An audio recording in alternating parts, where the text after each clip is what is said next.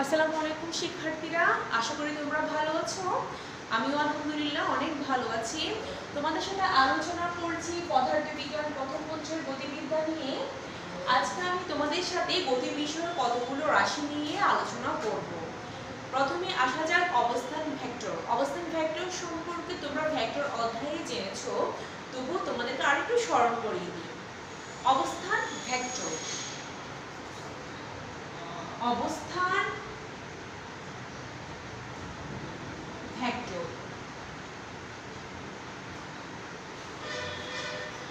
অবস্থান ভেক্টরের সংজ্ঞাটা হচ্ছে প্রসঙ্গ কাঠামো। প্রসঙ্গ কাঠামো সম্পর্কে তোমাদের ভেক্টর অধ্যায়ে আলোচনা করা হয়েছে এবং প্রসঙ্গ কাঠামো সম্পর্কে নিশ্চয়ই তোমাদের ধারণা হয়েছে। প্রসঙ্গ কাঠামোর সাপেক্ষে কোনো বিন্দুর অবস্থান যে ভেক্টরের সাহায্যে নির্ণয় করা হয় তাকে অবস্থান ভেক্টর বলে। ঠিক আছে, প্রসঙ্গ কাঠামোর সাপেক্ষে কোনো বিন্দুর অবস্থান যে ভেক্টরের সাহায্যে নির্ণয় করা হয় তাকে অবস্থান ভেক্টর বলে। একমাত্রিক গতির ক্ষেত্রে অবস্থান ভেক্টর অবস্থান ভেক্টরকে r দ্বারা প্রকাশ করা হয়। একমাত্রিক গতির ক্ষেত্রে অবস্থান vector r x unit vector r। এটা হচ্ছে একমাত্রিক গতির ক্ষেত্রে। যদি আমরা ত্রিমাত্রিক গতি আসে, ত্রিমাত্রিক গতির ক্ষেত্রে অবস্থান vector r xi plus yj plus zk। ত্রিমাত্রিক গতির ক্ষেত্রে ভেক্টর অবস্থান vector r xi plus yj plus zk। এটা হচ্ছে অবস্থান ভেক্টরের ধারণা। এখন অবস্থান ভেক্টরের মাত্রা এবং একক কি হবে? তোমরা দৈর্ঘ্যের মাত্রা তো জানো, দৈর্ঘ্যের মাত্রা হচ্ছে ক্যাপিটাল L আর একক হচ্ছে স্মল m। সেরকম ভাবে অবস্থান ভেক্টরের মাত্রাও দৈর্ঘ্যের মাত্রা একই। অবস্থান ভেক্টরের মাত্রা এবং দৈর্ঘ্যের মাত্রা একই। সেটা হচ্ছে কি, অবস্থান ভেক্টরের মাত্রা হচ্ছে L, ক্যাপিটাল L এবং একক হচ্ছে small m, metre. Length metre.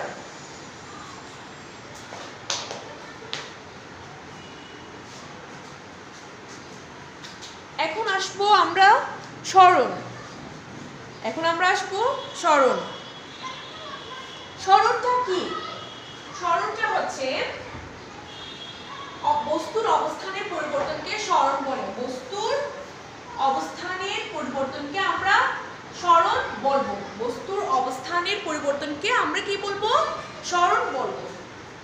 মনে করো, ধরো এই মার্কারটা আমি প্রথমে এই অবস্থানে রেখেছি, এখন আমি মার্কারটাকে এই অবস্থানে নিয়ে আসলাম, তাহলে নিশ্চয় মার্কারটা সরণ ঘটেছে বা মার্কারটার যে অবস্থানে ছিল সে অবস্থান থেকে এই অবস্থানে এসেছে, তাহলে মার্কারটির অবস্থানের পরিবর্তন ঘটেছে। তাহলে সরণ সম্পর্কে আমরা কি বলতে পারি? কোনো বস্তুর অবস্থান ভেক্টর আসছে এখানে, ঠিক আছে?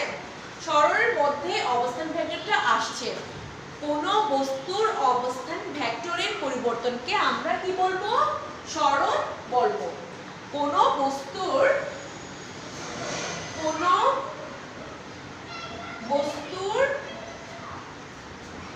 অবস্থান ভেক্টরের পরিবর্তনকে সরণ বলে। সরণ মানে হচ্ছে সরে যাওয়া। সরণ মানে কি? সরে যাওয়া, মানে বস্তুর অবস্থানের পরিবর্তনটাকে আমরা বলবো সরণ। বস্তুর অবস্থানের পরিবর্তনটাকে আমরা কি বলবো? সরণ বলবো। তাহলে শিক্ষার্থীরা, ধরা যাক কোনো বস্তুর প্রাথমিক অবস্থান আমরা ধরলাম ri। কোনো বস্তুর প্রাথমিক অবস্থান ধরলাম ri। কোনো বস্তুর প্রাথমিক অবস্থান ধরলাম ri এবং শেষ অবস্থান ধরলাম rf। এখানে r হচ্ছে অবস্থান ভেক্টর। এদের সংজ্ঞায় দেওয়া আছে কোনো বস্তুর অবস্থান ভেক্টরের পরিবর্তনকে সরণ বলে, সেখানে আমি সেজন্য এই আরটা চলে এসেছে। এটাকে আমরা অবস্থান ভেক্টর দ্বারা নির্দেশ করি, অবস্থান ভেক্টর নির্দেশ করি। তাহলে কোনো বস্তুর প্রাথমিক অবস্থান ধরলাম RI এবং শেষ অবস্থান ধরলাম RF, তাহলে বস্তুর অবস্থান পরিবর্তন কি হবে? বস্তুর অবস্থানের পরিবর্তন del R, বস্তুর অবস্থানের পরিবর্তন del R equal RF minus RI, RF minus কি হবে? RI হবে, RF মাইনাস RI। ঠিক আছে, এখন সরণের মাত্রা আর অবস্থান ভেক্টরের মাত্রা একই, L M, মাত্রা হচ্ছে L আর একক হচ্ছে M। সরণের মাত্রা হচ্ছে L আর একক হচ্ছে M, ঠিক অবস্থান ভেক্টরের মতোই, অবস্থান ভেক্টরের মতো। আচ্ছা, এখন আমরা আসবো বেগ সম্পর্কে। বেগ সম্পর্কে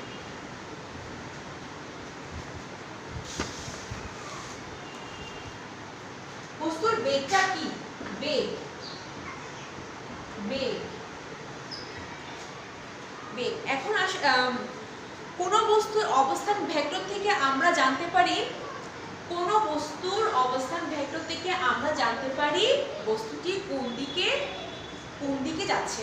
ঠিক আছে, কোন বস্তুটি কোন দিকে কত দূরে অবস্থিত, কোন বস্তুর অবস্থান ভেক্টর থেকে আমরা জানতে পারি বস্তুটি কোন দিকে কত দূরে অবস্থিত।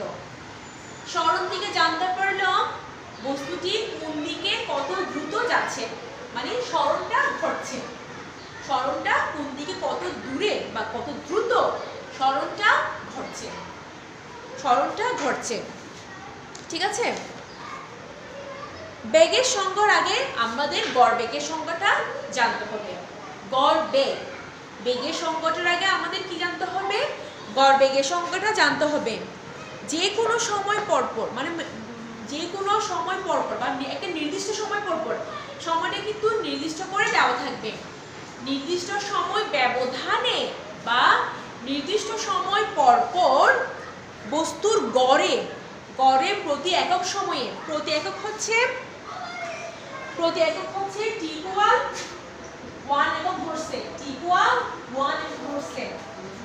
নির্দিষ্ট সময় ব্যবধানে বা নির্দিষ্ট সময় পরপর গড়ে বস্তুর গড়ে প্রতি একক সময়ে যে সরণ হয়, বস্তুর প্রতি একক সময়ে যে সরণ হয় তাকে বস্তুর কি বলা হয়? গড়বেগ বলা হয়, তাকে বস্তুর গড়বেগ বলা হয়। আমি আবারও বলছি, নির্দিষ্ট সময় পর পর বস্তুর গড়ে প্রতি একক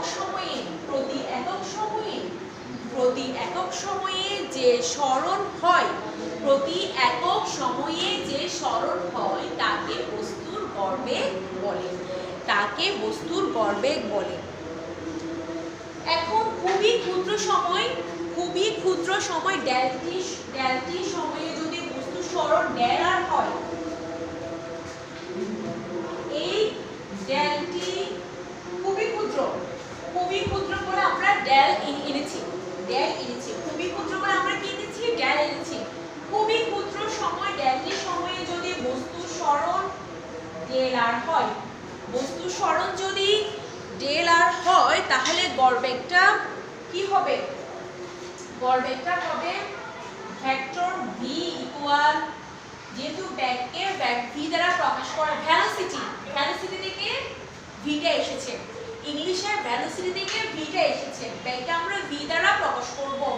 তাহলে খুবই ক্ষুদ্র সময় ডেল টি সময়ে বস্তুর সরণ যদি ডেল আর হয়, আমরা কি লিখতে পারি? ডেল আর ডেল টি, ডেল আর ডেল টি কে আমরা বেগ, গড়বেগ হিসেবে কাউন্ট করতে পারি। একমাত্রিক, এটা হচ্ছে তোমাদের ত্রিমাত্রিক গতির ক্ষেত্রে। যখন এটা একমাত্রিক গতি হবে তখন এই আরটা চেঞ্জ হয়ে x হবে, আরটা চেঞ্জ হয়ে কি হবে? x হবে, আরটা চেঞ্জ হয়ে x হবে। এটা হচ্ছে তোমার একমাত্রিক গতির ক্ষেত্রে। একমাত্রিক গতির ক্ষেত্রে আরটা চেঞ্জ হয়ে ডেল আর চেঞ্জ হয়ে ডেল এক্স হবে। মোট কথা আমরা জানতে পারলাম, গড়বেগ থেকে জানতে পারলাম কোনো বস্তু একটি নির্দিষ্ট সময় পর পর কত দ্রুত বা তাড়াতাড়ি কোন দিকে যায়।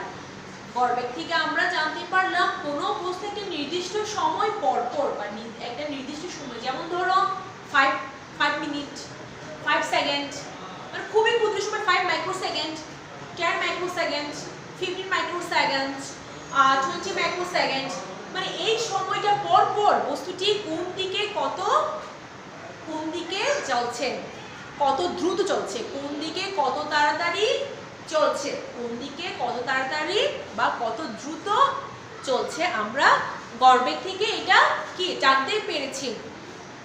এখন গড়বেগ কিন্তু সম্পর্ক তো আমরা জেনেছি, এখন আসবো বেগ। এখন আমরা আসবো কি বেগ সম্পর্কে জানবো। এখন আমরা বেগ সম্পর্কে জানবো। বেগকে আমরা তাৎক্ষণিক বেগের একটা নাম আছে, বেগের হচ্ছে দুটি নাম, একটা হচ্ছে বেগ আর একটা হচ্ছে কি তাৎক্ষণিক বেগ। তাৎক্ষণিক বেগ, তাৎক্ষণিক বেগ, বেগের আরেকটা নাম হচ্ছে কি তাৎক্ষণিক বেগ। যেহেতু বিজ্ঞানীগণ প্রথমে ছোট থেকে বড় দিকে যায়, সেহেতু প্রত্যেকটা কিছু বিজ্ঞানীগণ প্রথমে ছোট একটা জিনিস নিয়ে কি করে পরীক্ষা নিরীক্ষা চালায় এবং ওই হিসেবে ওরা ব্যাখ্যাটা প্রদান করে, ছোট জিনিস নিয়ে ব্যাখ্যাটা প্রদান করে। সেহেতু আমি তোমাদের সাথে গতি বিষয় যে রাশিগুলি নিয়ে আলোচনা করেছি এতক্ষণ, সেগুলো ক্ষুদ্র সময় ক্ষুদ্র সবকিছু ক্ষুদ্র ক্ষুদ্র ব্যাপারটা চলে আসছে বা খুব ছোট ব্যাপারটা চলে এসেছে, ঠিক আছে। বেগকে আমরা তাৎক্ষণিক বেগ বলবো যেখানে সময়ের পরিমাণটা খুবই কম, মানে গড়বেগ থেকেও কম সময়ের পরিমাণটা, গড়বেগ থেকেও সময়ের পরিমাণটা কম, মানে সময়ের পরিমাণটা এত কম যে এটা শূন্যের কাছাকাছি ধরা হয়, মানে এটা শূন্যের খুবই কাছাকাছি ধরা হয়, শূন্যের একদম কাছাকাছি ধরা হয়। এটা এত কম যে সময়ের পরিমাণটা যে এটা শূন্যের কাছাকাছি ধরা হয়, এই জন্য এই বেগ তাৎক্ষণিক বেগ বলবো, মানে খুব তাড়াতাড়ি ঘটছে, তাৎক্ষণিক মানে তাৎক্ষণিক বেগটা খুবই কি তাড়াতাড়ি ঘটছে। আচ্ছা, আমরা তাৎক্ষণিক বেগের সংজ্ঞাটা কি দেব? সময়ের ব্যবধান, ঠিক আছে, সময়ের ব্যবধান শূন্যের কাছাকাছি হলে সময়ের সাথে বস্তুর সরণের হারকে, সময়ের সাথে বস্তুর সরণের হারকে কি বলবো? বেগ বলবো। সময়ের ব্যবধান শূন্যের কাছাকাছি হলে সময়ের সাথে বস্তুর সরণের হারকে আমরা কি বলবো? বেগ বা তাৎক্ষণিক বেগ বলবো, বেগ বা তাৎক্ষণিক বেগ বলবো। দেখো শিক্ষার্থীরা, সময়ের ব্যবধান শূন্যের কাছাকাছি হলে, শূন্যের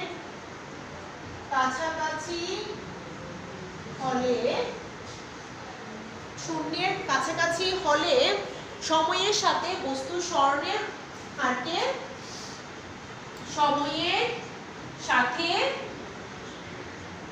বস্তুর সরণের হারকে বেগ বা তাৎক্ষণিক বেগ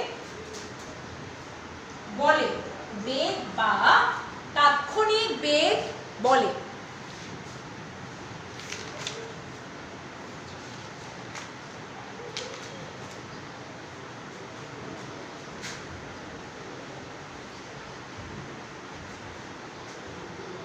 মনে করি খুবই ক্ষুদ্র সময় ডেল টি এবং খুবই ক্ষুদ্র সময় ডেল আর, খুবই ক্ষুদ্র সময় ডেল টি এবং খুবই ক্ষুদ্র সময় ডেল আর হলে আমরা বেগটা কি লিখবো?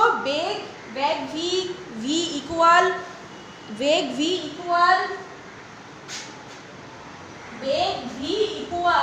ভেক্টর, বেগ vector V equal limit x tends to 0, limit del t tends to 0, ঠিক আছে, del r del t, del r del t, vector v equal limit del t tends to 0, del r del t, এটা হচ্ছে বেগ।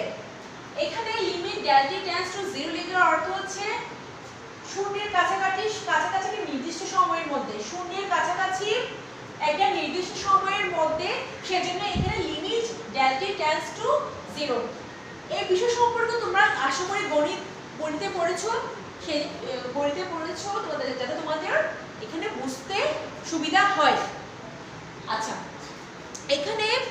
এখানে limit del t tends to 0, del t হল t এর সাপেক্ষে r এর অন্তরক। এখানে লিমিট, আরেকটা কথা হচ্ছে এখানে limit del t tends to 0, এটা হচ্ছে t এর সাপেক্ষে r এর অন্তরক, t এর সাপেক্ষে r এর অন্তরক dr dt, limit del t tends to 0 equal dr ড্রাইভেট। তোমরা তো ম্যাথে এগুলো পড়েছো আশা করি, dr dt। তাহলে আমরা বেগটাকে কি লিখতে পারি? বেগটাকে আমরা লিখতে পারি বেগ v equal dr dt, dr dt লিখতে পারি, বেগ v equal dr dt, কারণ আমরা limit del t tends to del r del t equal dr dt এটা পেয়েছি, limit del t tends to 0, del r del t equal dr dt এটা পেয়েছি। সেহেতু বেগ vector v equal লিখতে পারি dr dt, বেগ vector লিখতে পারি dr dt। বেগের মাত্রা, এখন আসা যাক বেগের মাত্রা এবং একক।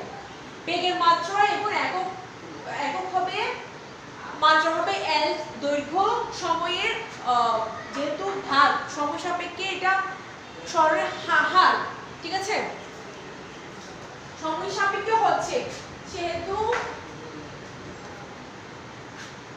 ln t ইনভার্স 1 এটা হচ্ছে মাত্রা, এটা হচ্ছে বেগের মাত্রা, আর এককটা হচ্ছে কি মিটার পার সেকেন্ড, এককটা কি মিটার পার সেকেন্ড, আর মাত্রাটা হচ্ছে lt ইনভার্স 1, lt ইনভার্স 1।